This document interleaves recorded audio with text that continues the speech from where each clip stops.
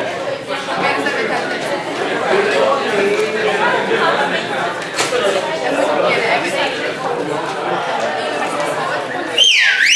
dia, pessoal! Sexta-feira, o melhor dia da semana. Vamos que vamos! Galerinha, em várias turmas eu tenho alunos super curiosos, que sempre questionam sobre várias coisas que eu adoro. Eu, na tua idade, meu Deus, eu adorava tentar entender o universo e o mundo. E aí eu li, então, os livros do Stephen Hawking, aquele Universo Uma Casca de Nós, né, Uma Breve História do Tempo, que vocês devem ler se têm esse interesse. Só que eu lembro que quando eu li esses livros, por exemplo, tinha umas passagens que eu não entendia, eu ia lá no meu professor de física e tentava discutir com ele. E eu percebia que nem ele entendia aquilo também. Ele mesmo se enrolava para tentar explicar o negócio, umas coisas, eu acho que umas passagens eu acho que eu acabava entendendo melhor do que o cara que eu ia perguntar às vezes. Tem coisas que são realmente profundas. E para o cara poder discutir e entender, o cara tem que ter um cérebro super fortalecido por raciocínios outros, matemática, química, física, para depois conseguir entender e acreditar. Muitas coisas que eu estudei, meus queridos, eu não acreditava. Simplesmente eu falava, tudo bem, vou fazer o exercício que me falam, mas não acredito. E aí depois que tu vê a coisa acontecer na universidade, tu vai para o laboratório, aí tu começa, pô, realmente faz sentido, e tu vai acreditando. Um outro professor meu de cálculo 4 falou esses dias, a gente só começa a entender mesmo quando depois começa a dar aula. Olha o que o cara fala. E eu entendo isso, muitas coisas eu só fui entender depois que comecei a dar aula. Aí é que as coisas, óbvio, aí a coisa fechou na minha cabeça. Por isso eu digo, se tu tem esse interesse de desbravar o mundo, cara, continua assim. Só que não se esqueça, uma ferramenta fundamental para que tu consiga fazer isso é a matemática. Se tu é muito interessado e está agoniado e já tem uma matemática básica muito sólida, pega um livro de cálculo A, pô. Compra um livro de cálculo A ou pega na biblioteca pública e começa a ler ele, cara. Começa a dar uma lida. Todo mundo tem essa capacidade. E aí sim, nós vamos futuramente, depois de alguns anos estudando cálculo, poder discutir. Por exemplo, só para ter uma noção de como isso é delicado. Ontem um aluno na internet me fala, professor, não sei se é uma fonte segura, mas, pô, 1 dividido por 0 não dá infinito, professor. É que eu sempre falo para isso em todas as turmas, desde que o guri está na 6ª série eu falo para ele isso. Que é uma coisa fácil de entender, cara, que divisão por 0 dá infinito. É ridículo de entender. Só que aí o amigo falou, não, professor, acho que não é. Não é.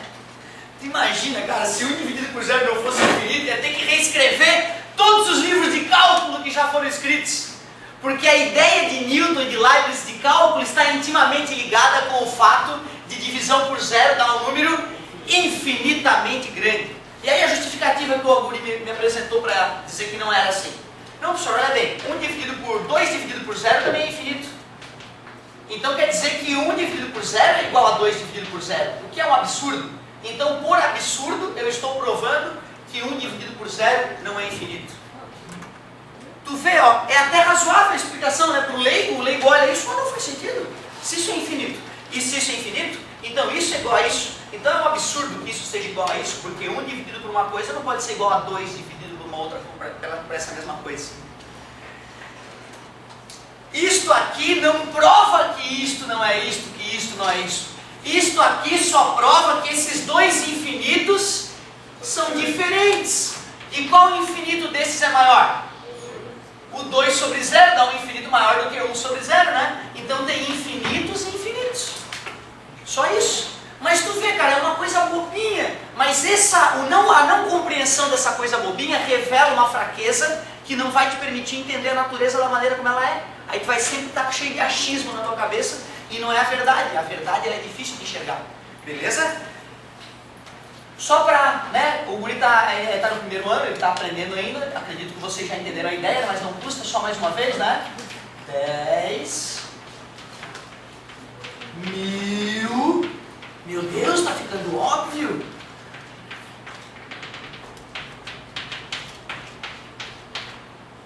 Claro que é infinito, cara. É o óbvio, o ululante. Quanto menor é o número de baixo, meu Deus. Então é só tu botar na tua cabeça 0,0000000 para poder igualar as casas. 0,00000. Acabou, isso é uma gotinha de criatividade. Lembra o filminho, a pessoa voa e tal? É uma gotinha de criatividade. Agora vai dizer, não, o jovem não pode entender que o dividido por 0 dá infinito, só se ele estiver dormindo. Quanto é que dá divisão por zero? Enquanto não trabalhar isso, não avançar as ideias de cálculo, nunca vamos poder discutir coisas mais profundas, como o Big Bang. Como é que o Big Bang vai entrar na cabeça de uma pessoa que não entendeu isso ainda? Né? E outra, não é só física não, é tudo, tá galera? É química, é biologia. O cara que não tem essa capacidade aqui, ele nunca vai acreditar no Darwin. Ele nunca vai enxergar a evolução. Certo? Então toma cuidado com isso, cara. Exercício cerebral. Ai, ai, ai. Agora tá bom. Agora vamos que vamos. Olha só a física tranquilinha que eu tenho para te mostrar, meu querido. Primeiro eu quero ver se o passado está em dia. Aumento linear, quero mais um nome. Ampliação, já estou feliz. A altura da imagem. Tá ótimo. Distância da imagem até a coisa. Pode ser o espelho plano ou o espelho esférico por enquanto, né? Futuramente vai ser lente também. Distância do objeto até a coisa. Eu chamo de posição do objeto e posição da imagem. Aí o P me ajuda. O foco é aquele ponto. Distância focal é o nome dela. E ela é que é a perigosa. Para espelho côncavo, positivo. Para espelho convexo, pronto. É isso aí. O I e o O é fácil. Para cima, para baixo. E o P e o P'inha é aquela história. Se está do lado da luz, positivo. Se está do lado que não tem luz, negativo. Tu pode usar o teu medo de escuridão evolutivo, certo? Olha como o Darwin é fera. O Darwin explica por que nós temos medo de escuro. Senhor, não tenho mais medo de escuro. Todo mundo tem, até o adulto tem medo de escuro. Ele diz que não tem, mas ele tem. Sabe por quê? Porque é simples. As pessoas nasciam sem medo de escuro e com medo de escuro. Quais tinham mais chance de sobreviver há 20, 30 mil anos atrás? As que tinham medo de escuro sobreviviam mais, é óbvio, e essas deixaram mais filhos, que também tinham medo de escuro, e assim, hoje, quase a totalidade das pessoas, quando está numa situação de total ausência de luz, fica com medo, fica ressabiado, porque não sabe se pode ter um predador naquela escuridão. Ah, como é óbvio a evolução, Não é que a natureza fez com que as pessoas tivessem medo de evolução. Não, não é isso. Nasce pessoa com e sem medo. A natureza mata as pessoas que têm a característica errada e os que sobram, né, tem mais filhotinhos. É assim, olha como é óbvio. Meu, que fácil entender Darwin, cara. Legal. Show de bola. Pessoal, aqui tá tranquilo. Se tu lembra aqui do lado que tem luz, do lado das trevas, acabou. Pra cima? Para baixo? Pronto. E aí o grande risco é o espelho convexo e côncavo. Côncavo, aqui, olha que bonito. Aqui está o espelho côncavo, então lá é a parte das trevas. O foco do espelho côncavo não está do lado da luz? Sim. Por isso que a distância focal dele é positiva. Se tu olha o espelho convexo, o foco dele está lá para dentro do espelho. Tem luz aqui? Está nas trevas, negativa a distância focal. Também pode se entender dessa maneira, beleza? A gente chegou a fazer alguns exercícios, mas é óbvio que não é o suficiente não. Tu vai ter que fazer mais. Alguns já vieram na assistência e já pediram alguns exercícios. Tu faz mais alguns, tira mais algumas dúvidas para a gente ficar com essa parte bem fixa. Eu também não estou tão preocupado, porque logo depois vem lentes esféricas. Eu vou ter que ensinar tudo de novo, certo? Então é uma parte que eu estou confiante que nós vamos conseguir fixar até o final do ano. Hoje é novo. Hoje é novo. Hoje eu quero te fazer entender a refração. Cara, essa ideia é muito legal, tem várias consequências. Aliás, a tua internet é rápida do jeito que é. Entre aspas, né? Melhorou, né? Vamos dizer assim, né? Melhorou assim nos últimos anos, do jeito que melhorou, graças a esse fenômeno óptico. Não dá nem para acreditar que hoje tu consegue navegar na internet com relativa qualidade graças a um fenômeno óptico, né?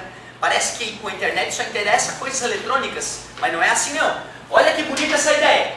Tem que saber o que é a refração, né? Refração é quando a luz vai passar de um meio para outro. Se eu estou dizendo que a luz vai passar de um meio para outro, é porque esses meios eu estou supondo transparentes. Não pode ser opaco, lembra do que é opaco? É o material que a luz não passa, não é isso? E o translúcido? Passa, mas embaralha, né? Sofre um processo chamado de... Ó que bonito, difusão, adorei. Então tá bom. Aí olha só, para representar esquematicamente a refração, eu peguei aqui uma superfície de separação entre dois meios transparentes, por exemplo, ar e água, glicerina e vidro, beleza? O que tu quiser, desde que sejam dois transparentes. Mais uma vez eu fiz a reta normal, não se esqueçam que ela sempre faz, seja com espelho, seja com a superfície separação dos meios. E lá vem o raio, claro, o cara que está chegando. Mais uma vez, o ângulo entre esse raio que chegou e a reta normal é chamado de ângulo de incidência tal e qual na reflexão. Só que agora, cuidado, este raio ele não voltou, ele penetrou no outro meio, então é o raio refratado. Antes era o raio refletido que vinha por aqui assim, né? Certo? Ó o perigo, eu vou chamar o ângulo que o raio refratado faz com a normal de R, só que agora não é mais reflexão, gente, porque atravessou, é ângulo de refração. Então, se tu conhece os elementos aqui, já ajuda a entender o desenhozinho da figura, já ajuda a se comunicar com um colega na hora de estudar junto. Sabemos que é a superfície... Ah, deixa eu botar o nome dela ali, ó. Deixa eu botar essa linha aqui, é a superfície de separação.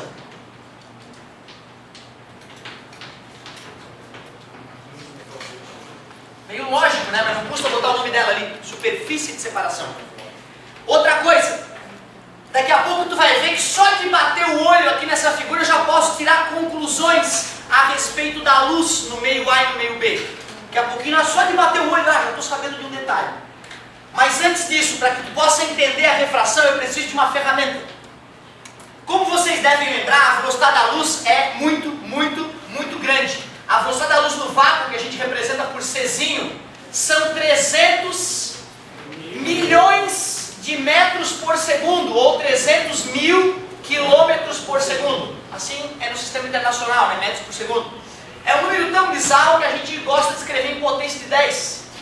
3 vezes 10 na 8. O aluno, até o final do terceirão, usou tanto esse número que uma hora ele decorou já a velocidade da luz. 3 vezes 10 na 8 metros por segundo. E olha, o fato de a luz sofrer aquele desvio, tu enxerga o desvio que o raio sofreu ali? Não. Deixa eu mostrar então, ó. Se o raio não tivesse mudado de meio, ele continuaria em E? Não, como ele mudou do meio A para o meio B, algo aconteceu que ele desviou. Agora essa é a nova direção, tá vendo? Ó? Beleza? Esse desvio é que a gente chama de refração.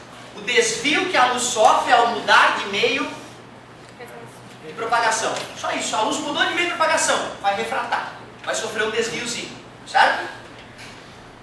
Esse desvio está relacionado à velocidade. No vácuo, 300 mil quilômetros por segundo, ou 3 vezes 10 na 8 metros por segundo. Mas nos outros materiais, a velocidade da luz dá uma diminuidinha. Então a velocidade da luz na água, ela é um pouco menor que isso. A velocidade da luz no vidro é um pouco menor que aquilo ali. A velocidade da luz do cristal é bem menor que isso aqui. O cristal reduz bastante a velocidade da luz. Agora uma dica para tu já matar um monte de questão sabendo só um pouquinho. Aonde o ângulo é maior, a velocidade é maior. Cara, esse segredinho já te faz matar um monte de questão. Aonde o ângulo é maior, a velocidade é maior. Olhando para os meios A e B, em que meio a velocidade da luz é maior? Nitidamente no meio A, este ângulo de incidência é maior do que aquele ângulo de refração. Então a velocidade da luz no meio A é maior que a velocidade da luz no meio B. Resumindo, se a luz passa de um meio para o outro e diminui de velocidade, ela acaba se aproximando da reta. Se ela aumenta de velocidade, ela acaba aumentando o ângulo. Aumentou a velocidade, aumenta o ângulo e se afasta da normal. Eu estou olhando para o ângulo com a normal, talvez tu estivesse olhando o ângulo com a superfície, certo? Mas essa dica, claro, já vai matar um monte de questãozinha com essa dica, mas eu não quero só isso, né? Eu quero muito mais. Por isso, eu vou ter que te mostrar uma ideia importante aqui, chamada de índice de refração. Como a velocidade da luz é muito grande, eu vou criar uma maneira de medir a velocidade da luz com um número pequenininho e confortável, que é o chamado índice de refração. Esse que eu vou te mostrar agora, ele é chamado de absoluto, porque tem um outro que é o relativo. Absoluto. Olha só, a ideia do René Descartes, o inventor do plano cartesiano. Sabe o René Descartes, aquele? Filósofo francês de 1600 e pouco? Ele é que inventou essa ideia. Olha só que ideia boa. Vou chamar de índice de refração a letra M, que nada mais é que a velocidade da luz num determinado meio que ela se encontra comparada com a velocidade da luz no... essa aqui é a velocidade da luz no vácuo. Sobre não chama de V, é porque o Einstein dizia que a luz era composta de pequenas partículas chamadas celeritas. Aí, em homenagem ao grande Einstein, a galera começou a chamar a velocidade da luz de C, tá? Por causa dessa noção do Einstein de celeritas, que na verdade seriam os fótons, né? Certo? Hoje, mais modernamente, chama de fótons. Velocidade da luz no vácuo. E não se esqueçam, hein? Deus, quando criou o universo, disse: nada jamais superará essa velocidade. É um limite da natureza. Até hoje nós não conseguimos superar essa velocidade, mesmo com partículas subatômicas, mesmo com um elétron. E mesmo colocando muita energia nesse elétron, o filho da mãe se recusa a chegar na velocidade da luz. Ele não só não passa, ele não chega. Ele vai a 99,99999% da velocidade da luz e não chega. Tu desliga uma cidade inteira, taca energia na cabeça de um elétron, o filho da mãe não chega na velocidade da luz. Na verdade, né, é uma coisa delicada isso que tu já está falando, né? Está falando da velocidade com que o campo gravitacional se desloca, concorda comigo? Isso aí depois no recreio a gente conversa. Bom, olha só. Pessoal, a ideia de índice de refração é muito simples. É só tu pegar a velocidade da luz no meio que tu quer calcular o índice e dividir pela... no vácuo. Ou seja, se tu quiser o índice de refração do material X, tu vai pegar a velocidade da luz do material X e dividir no vácuo. É isso aí. Simples. Bom, já que esse cara aqui, tá errado. Isso aí tá errado. Olha por quê. Concorda que isso aqui vai dar menor que 1? E ao contrário, o menor número que pode dar aqui é 1. Então tu vê, eu não decoro nada na minha vida, eu tô sempre pensando, cara. Olha que legal. É isso, me perdoe. Ou seja, o que é o índice de refração do material X? Velocidade da luz no vácuo, a velocidade da luz nesse material X. Qual é a maior velocidade que a luz pode atingir? É a própria velocidade da luz no... Então olha que interessante, se eu fosse calcular o n do vácuo, seria a velocidade da luz no vácuo dividido pela velocidade da luz no vácuo. Por isso que a gente diz que o índice de refração do vácuo é 1. Isso é devido à própria definição do índice de refração, né? Lógico, né? O índice de refração do ar, meus amigos, o índice de refração do ar, ele é esse aqui, gente, ó. Esse é o índice de refração do ar. O que tu conclui? É bem parecido com o do vácuo. O que tu conclui? Parece que é maior. É um pouquinho maior, é uma gotícula maior. Mas para que serve o índice de refração? É para medir a velocidade da luz. Olhando isto aqui, o que tu conclui sobre a velocidade da luz no vácuo e no ar? A do ar é mais rápido? Não. Já que deu um pouquinho maior que 1 essa divisão, quer dizer que essa velocidade aqui no ar é um pouquinho menor, só um pouquinho, né? Do que no vácuo. Por isso que deu tão próximo, beleza? Aqui no ensino médio nós usamos a quarta casa após a vírgula costumeiramente. Por isso que aqui no ensino médio, a partir de agora, tu vai fingir que o n do ar é 1. Sim, professor, eu vou fingir que o ar é que nem o vácuo. Na ótica, sim, vai se fingir, certo? Para resolver probleminha. Ou seja, quando ele falar a luz vem do ar, ele não vai te dizer que o n do ar é... Tu é que tem que lembrar de cabeça que o n do ar, isto é absolutamente verdadeiro? Não, é uma aproximação para que a física fique mais palatável aqui no ensino médio. Nada demais. Até porque não é um erro tão absurdo, né, gente? Não é um erro tão absurdo, né? É um erro bem pequenininho ali, sem problema. O que significa, então, se eu pego e digo que o índice de refração de um material vale 2? Se eu digo lá, muito obrigado, se eu digo assim, o NA é 2. Poxa, se a divisão está dando 2, quer dizer que a velocidade da luz no vácuo é o dobro da velocidade da luz do material A. Então olha só que fácil, N é igual a C sobre V. Material A, material A. Quanto é que é o N? Quanto é que é a velocidade da luz no vácuo? Está dividindo, passa? E está multiplicando, passa? Aí eu descubro a velocidade da luz do material A, se eu desejar, não é isso? Que deu a metade da do vácuo, 1,5 vezes 10 na 8 metros por segundo. Simples assim. Outra possibilidade, o cara vai lá e te fala, olha, o material alienígena Z tem a velocidade da luz no vácuo como sendo 2 vezes 10 na 8 metros por segundo. Calcule o índice de refração do material Z. NZ igual a 3 vezes. Vamos botar a fórmula para o leigo poder ter chance? C sobre VZ. NZ Igual a 3 vezes 10. 3 vezes 10 na 8 que eu te forneço é tabelado. 2 vezes 10 na 8. 10 na 8, 10 na 8 dá 1. 1, deve ser vidro, ó. É bem parecido com o índice de refração do vidro esse aqui, ó. Certo? E aí, galera, trabalhar com índice de refração é algo muito complexo? É tranquilaço. É tranquilaço. Agora, cuidado, qual é o menor índice de refração que existe? 1, que é o do próprio vácuo, que vem da ideia de índice de refração. E quanto maior o índice de refração, menor a velocidade, tu percebeu?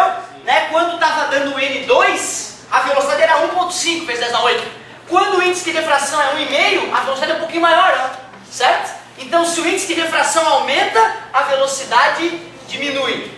Na física a gente fala assim, ó, quanto maior o índice de refração, mais refringente é o material. Certo? É o nome técnico que se usa. Quanto maior o índice de refração, menor a velocidade da luz neste material. E a gente diz que o material é refringente, é o nome, refringência. Fala, querido. Que bonita a tua pergunta. Ótima pergunta. Isso é uma velocidade, não é? Sim. Isso também é uma velocidade, certo? No sistema internacional seria metro por segundo dividido por metro por segundo, que cancela. Então, de fato, índice de refração é uma das grandezas na física que não tem unidade. Ótima colocação. Muito bom. Pessoal, até aqui não tem nada demais. Só que é muito comum a gente querer comparar dois materiais. Para poder comparar dois materiais é que nós vamos usar a ideia de índice de refração relativo. Vou mostrar para vocês então o que é índice de refração relativo depois desses dois exemplos bem tranquilinhos. Daqui a pouco vai vir o filé, hein? Fica tranquilo. Ó, índice de refração relativo. Eu sou obrigado a aproveitar uma coisa que a professora de Química me falou. Vocês estão trabalhando com densidade, não estão? Densidade, né? Poxa, o mestre... Quem foi o cara mesmo que pela primeira vez na história usou a ideia de densidade? O Arquimedes, né? O filho da mãe do Arquimedes, o Maurício, morreu, lembra? Então, ó, densidade, o grande Arquimedes, lá em 300 anos antes de Cristo, em Siracusa, inventou essa ideia. Eu pego e divido pelo... Só que se eu quiser comparar duas substâncias, eu posso dizer que a densidade da substância 1 em relação à substância 2 é a densidade da 1 dividido pela densidade da substância 2. Concorda comigo? Essa é a ideia de densidade absoluta. Essa é chamada densidade relativa. É uma relação entre duas densidades, né? A mesma coisa vai acontecer aqui, ó. O que é o índice de refração do material A em relação ao material B? É tu pegar o N do A e dividir pelo N do B. Só isso. O cara olha isso, parece que é bobo. Mas tem que tomar cuidado. Porque se fosse o NBA, muda aqui, ó. Tem que ser nessa ordem, tá? O primeiro vai em cima. Então, olha só, eu ainda posso melhorar essa fórmula, quer ver? O que é NA? É C sobre VA, né? Tudo bem pela definição ali? Então vai. C sobre... É uma divisão de fração, que é a primeira. C sobre VA, que multiplica VB. E já que tem C em cima e C embaixo, C dividido por C dá 1. Então eu tenho duas maneiras de calcular índice de refração relativo. Ou eu divido os índices de refração, que é o óbvio, ou então tem outra maneira, ó. Essa maneira que às vezes confunde a galera, que é VB sobre VA. Observem que mudou a ordem, tá vendo? Se eu calculo pelo índice de refração é A sobre B. Se eu calculo pelas velocidades é VB sobre VA. Por que isso é mágica? Não, é divisão de fração. É a primeira vez que vai ser segunda, só isso. Tá beleza? Então, duas formulazinhas sobre densidade relativa. É raro tu ter que usar isso, tá, gente? Até porque se tu souber disso aqui, tudo bem, tu te vira na hora, lá não tem estresse. Tá? É raro precisar usar isso, mas não custa falar, né? Mas agora é que é a parte importante. O que eu estava fazendo até agora era perfumaria, era te mostrar como é que faz o desenhozinho, te mostrar que tem uma maneira de medir a velocidade da luz que não é com um número gigante, que é um número gostosinho, que é o índice de refração. E agora é que nós vamos para o fenômeno em si. Agora é que nós vamos para a parte importante. Então respira fundo, vamos que vamos. Foi introdutória essa parte.